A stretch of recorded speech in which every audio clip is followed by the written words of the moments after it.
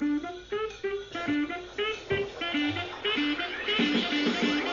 listening to the GWP Christmas Special. I'm your host, Isaac Hedges, joined today by co-host Jake Fullman. Jake, what do you have for us? Today we'll be covering some Christmas traditions and going over what the true meaning of Christmas is. Alrighty, well, let's get right into it.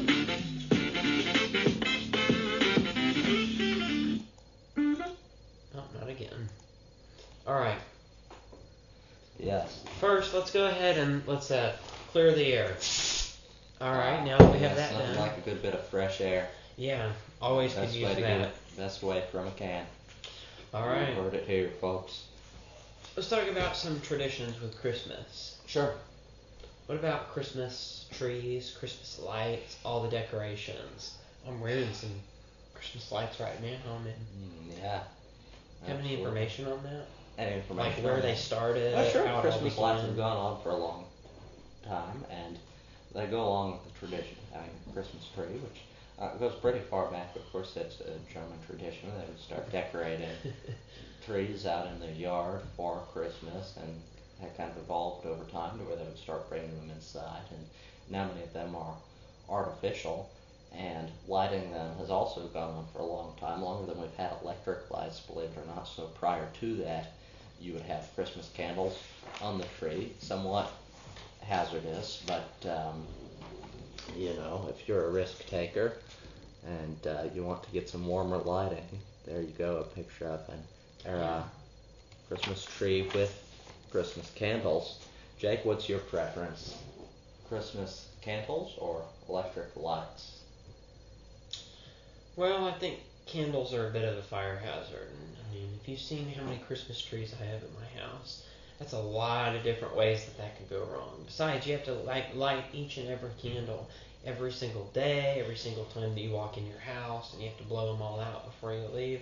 It's like just blowing out 100 birthday candles for turning 100 years old. It just, I feel like, doesn't work out very well. Well, you don't have to blow them out before you leave. You think they would just burn out? Yeah. I just think it's a fire hazard all the way around. I mean, it's already a fire hazard if you leave your Christmas tree or Christmas lights on when you're not at home, and so I think it would be a little bit of a dangerous thing. Well, you know, I think those electric lights, you know, they don't have the same character that Christmas candles do. There's certainly, I would say, some benefits to having Christmas candles instead of the regular, you know, electrical lights, but I think with as many fire hazards that come with that and how many things could go wrong, I think it'd probably be best to just stick with the electrical ones. Alright, well, I thought you might want to try now, so I went ahead and installed some at your house. Alright, well, if my house is in flames a little bit later today, then I guess we'll know why. Oh, I'm sure it'll be fine. Yeah, and I mean, I know that we talk about how candles and open flame are very dangerous, and that's why people have kind of turned away from that. But really, electrical lights can cause problems too. You know what I'm saying? I mean, they can still faulty wiring, too much wiring in one place, the heater comes on over where the wires are at, and you can still get a fire from that. Absolutely. That's why it's always a good idea to turn off any Christmas lights that you have before you leave the house. Right, and you often see this with homes with old and faulty wiring, where that causes electrical fires or even explosions, you know, but if you have new wiring in your home, I'm sure that won't be an issue. Yeah. So, but I think electrical lights are more safe. I really don't foresee running into an issue like that down the line. Yeah, but some people do, especially if you have real trees. Did you know that 25% of Americans choose real trees over artificial trees? Right, I'm sure there's some risk associated with that, but of course that would never happen to us, right? You never know, but 25 to 30 million Americans purchase them. Fires? Real trees. They get real trees instead of artificial trees. 25 to 30 million. Yes. 5 to 30 million. Yeah. So. So what do you use? Artificial or real trees? Artificial. Artificial. Alright. Ever done a real tree before? I have not. Have you seen Christmas movies where they do real trees? Yes. What's the ending usually? The ending? Yeah, what ends up happening to them? Well, it's usually not part of the movie, but of course they die eventually, and you have to throw them out. Usually after Christmas is over, you throw those trees out and just get a new one every year. So that is the one thing about having an artificial tree that is nice, is that you don't have to get a new one every year. But you do have to store it somewhere, and that might be hard for somebody to store without being just out in the open all year. Then again, there are some people that like year-round Christmas trees. Are you one of those people? I am not. Are you? No, but I do know that there's a lot of people that will keep up their Christmas stuff almost all year round. Some people start in September or October putting up their Christmas stuff. Absolutely. So, at that point, you might as well just have them up all year. So, well, what about some other traditions that we know that Americans have? We talked about food with Thanksgiving. What about food with Christmas? Food with Christmas? Yes, that's a great tradition. As far as my family, and I know it's a common one, we usually do a Christmas ham. What does your family do? Oh, kind of mix it up a little bit. That works. Keep a variety of different things, but ham is certainly on the table most years. Alright. So, now the real question is, what's the best meal? Breakfast, dinner, supper? What's people's favorite meal, you think, when it comes to Christmas? I'd say Christmas dinner easily. Christmas dinner, you think? And I would say with the excitement being part of it, and also the big ordeal that Christmas dinner is, I'd say many people might do only Christmas dinner, because they want to get up and open gifts with their family, and may just not bother eating breakfast or something like that, because they're going to have Christmas dinner, a big meal later on. So I usually do have breakfast on Christmas, but I'm sure a lot of people do not. I think it helps build anticipation. Eating breakfast? Yeah, if you eat breakfast. Okay. So, that's fine. But I know that there's a lot of people who probably don't. I know that a big tradition of my family during the Christmas morning for breakfast is all the different types of, food and drink items that we always have. We have a bunch of different juices and eggnog and hot chocolate and coffee and different flavors that you can put in those drinks. And nothing alcoholic, of course. That's never good to start off with that in the morning. No. You have to go to the airport to see that. Right. 10 o'clock in the morning, if you've ever looked over, it's pretty full. Ah, I see. But not for Christmas. No, not for Christmas. And my family, generally, for Christmas, we do breakfast casserole, which is my grandmother's recipe, which is sausage, eggs, biscuits sort of baked into a casserole, along with some cinnamon rolls and Sounds like a good combination. some fruit, usually an assortment of berries, raspberries, especially a good one, not one that we have frequently, but we enjoy, in particular on Christmas. Yeah, that sounds like a good way to start it off. Good way to start off the day. Well, I enjoy it. Now, another Christmas tradition that I know you and I have been part of before, and we've done just recently, is Christmas caroling. What do you know about that?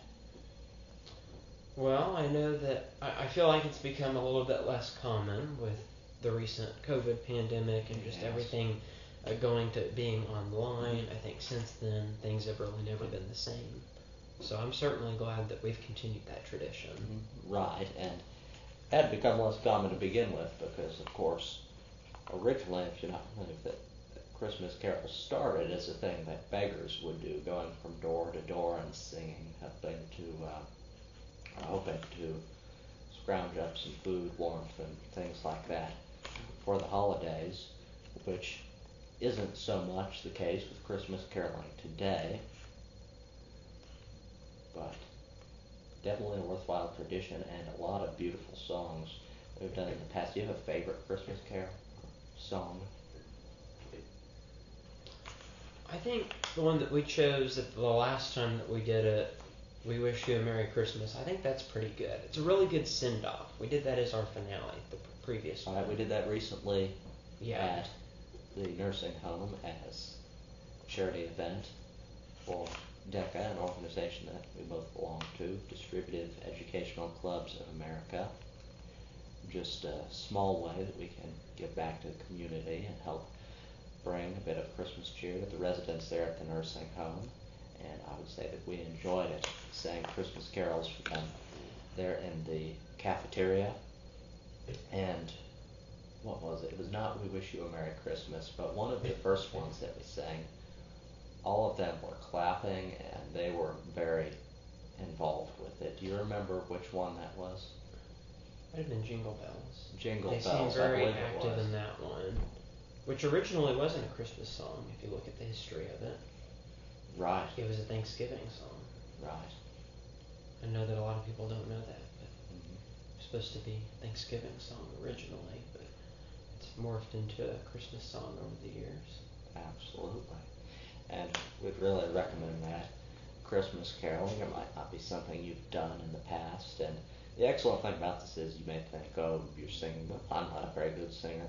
You don't have to be a very good singer. Just get together with a group of friends, and there are enough people involved that they're not going to pick you out and say, oh, you're a bad singer. But it's still an excellent way to spread Christmas cheer, and I think you'd find that you enjoyed it. Even if you have a nursing home or something of that nature in your area. As I said, Jake and I here did that recently. That was an excellent experience, and I believe that they really appreciated that. So also an excellent way to give back to your community.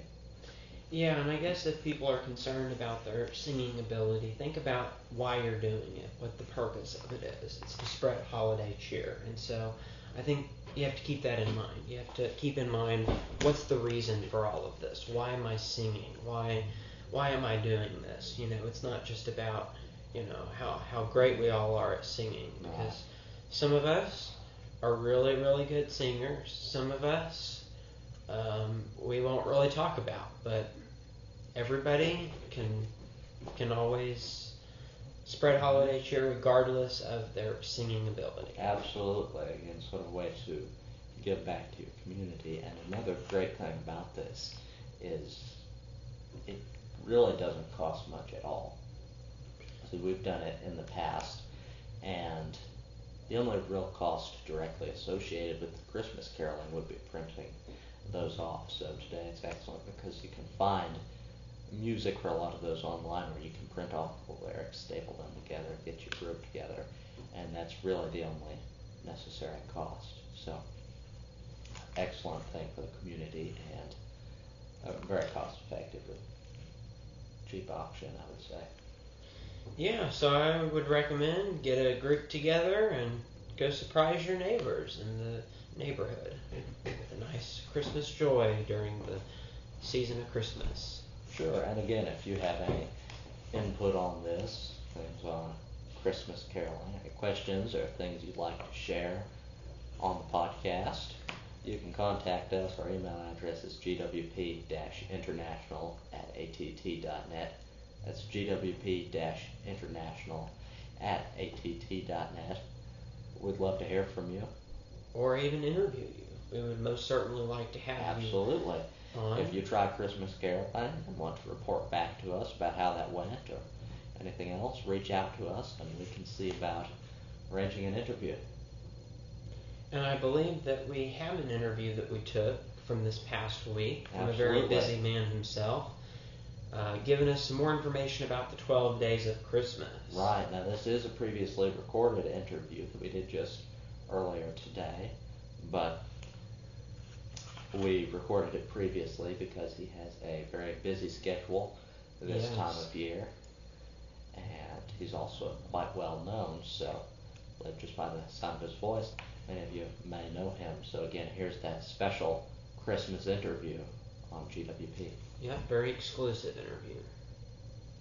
Over 12 festive days. Each day brings a new and increasingly elaborate gift.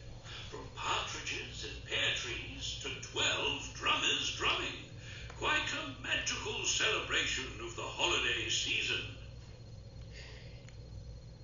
Well, Santa, can you tell us how many are there actual in the gifts? How many gifts are there with the 12 days of Christmas? Ah, yes. If you count all the gifts given throughout the 12 days of Christmas, you'd find a grand total of 364 gifts. Each day, the number of gifts increases, making it quite a bountiful and festive celebration. Ho, ho, ho! All right. That was from the man himself. So, great to hear from our old friend. And before you reach out and ask us, no, we will not give you his phone number. Yeah, he told us that we couldn't even have it ourselves. We couldn't have it. Right. Absolutely. Well, what else do we have for tonight, Jake? Well, so we talked about Christmas Day traditions. What about Christmas Eve? You do anything for Christmas Eve? Absolutely. Or does it just kind of fall by the wayside? No, quite the celebration, I think. Generally, it's when church services are for Christmas. It's on Christmas Eve, not Christmas Day. Yeah. So it's been a tradition for some time, my family, to attend a candlelight service of a night on Christmas Eve, and then go over to my grandparents' house. We celebrate, have dinner, a gift exchange, and when I say dinner, that's more just snack items. There's sausage from their hometown. We call it overlay sausage, and things like that. It's not a huge meal because we save that for Christmas Day, of course, but a lot of festivities nonetheless, and that's a tradition that we've done for some time and hope to continue doing for some time. And then, of course, we already hit on a bit about what we do on Christmas Day, but Jake, what does your family do on Christmas Eve? Christmas Eve? Well, we have to go back to those dreaded candles that you mentioned, but my church also does a candlelight service with candles. It's really the only time that I'm okay with candles, but even that makes me a little bit nervous that the church carpet might catch on fire. I've definitely been concerned about that before, but it is really nice to have a candlelight service, which kind of reminds me about another topic we were going to go over, the true meaning of Christmas. Absolutely. It's about giving gifts and eating food, right? Isn't that the true meaning of Christmas? Is it? Yeah, that was a joke, obviously. Absolutely. There is a real religious meaning behind the true meaning of Christmas. It's also the day in which Christians celebrate the birth of Jesus Christ. Right. That's what the true meaning of Christmas is. Do you think that has been kind of lost? Absolutely, as many holidays, as they're inclined to, in the free market, they've become commercialized, which is peculiar because, you would think, it's called Christmas, Christ Mas. It's right there in the name. It's the celebration of the birth of our Lord. So, you don't have to go far to find the true meaning. But still, a lot of people seem to miss out on that. What do you think?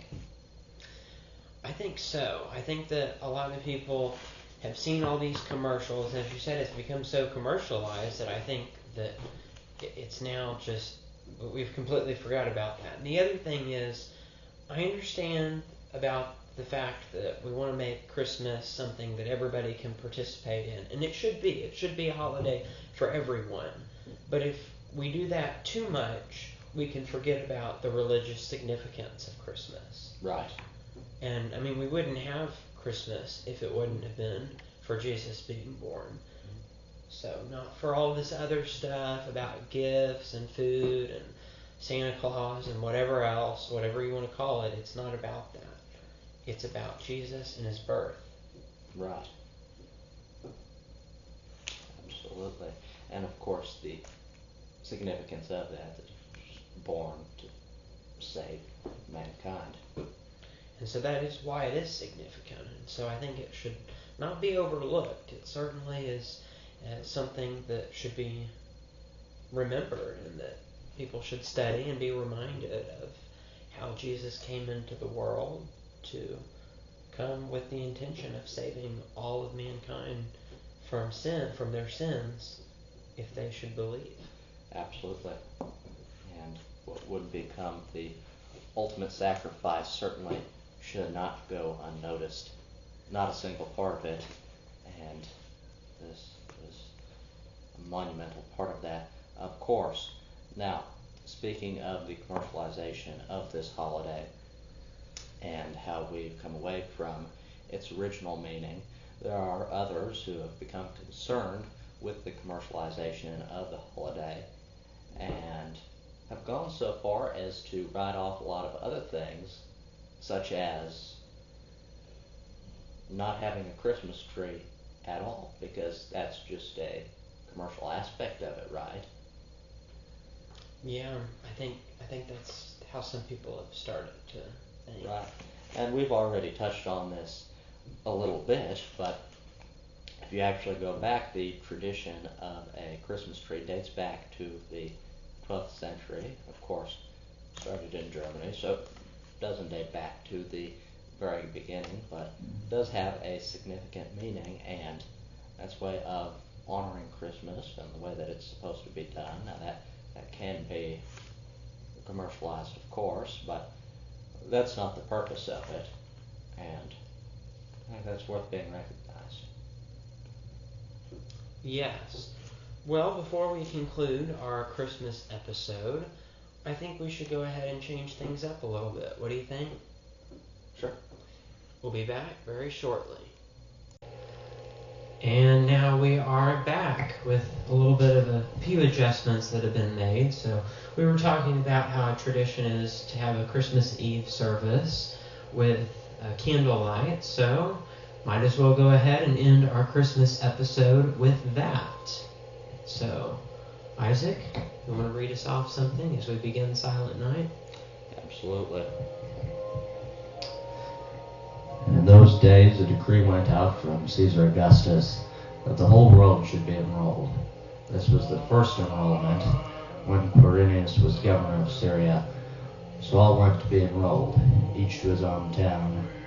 And Joseph went up from Galilee, from the town of Nazareth to Judea, the city of David that is called Bethlehem, to be enrolled with Mary, his betrothed, who was with child. While they were there, the time came for her to have her child, and she gave birth to her firstborn son. She wrapped him in swaddling clothes and laid him in a manger, because there was no room for them at the inn. Now there were shepherds in that region, living in the fields, keeping the night watch over their flock. The angel of the Lord appeared to them. The glory of the Lord shone around them, and they were struck with great fear. The angel said to them, "Do not be afraid, for behold, I proclaim to you good news of great joy.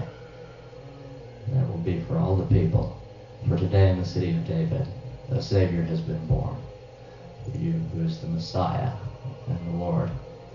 And this will be a sign for you. You will find an infant wrapped in swaddling clothes and lying in a manger." And suddenly there was a multitude of the heavenly host with the angel praising God and saying, "Glory to God in the highest, and on earth peace to those on whom his favor rests." And that is the true meaning of Christmas. Thank you all for tuning in, and have a Merry Christmas.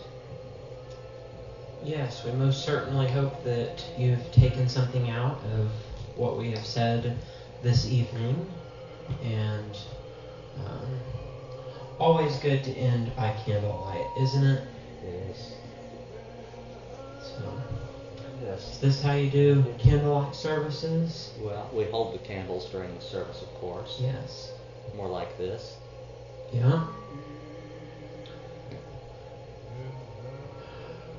I guess we gotta get behind candles, don't we? Yes. Alright, Even let's on hear the it. tree.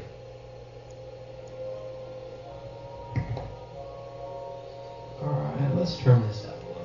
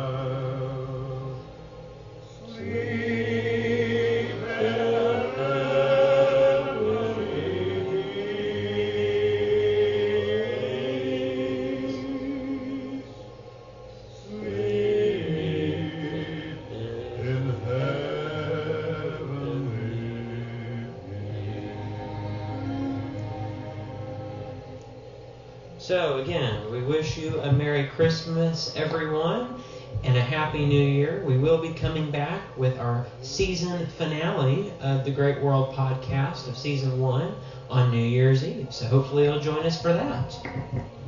But that's all for now. Thanks again for tuning in. Be sure to have a Merry Christmas and a Happy New Year. Until next time. I'm Jacob Fulmer. I'm Isaac Hedges, host of the Great World Podcast, signing off until next time.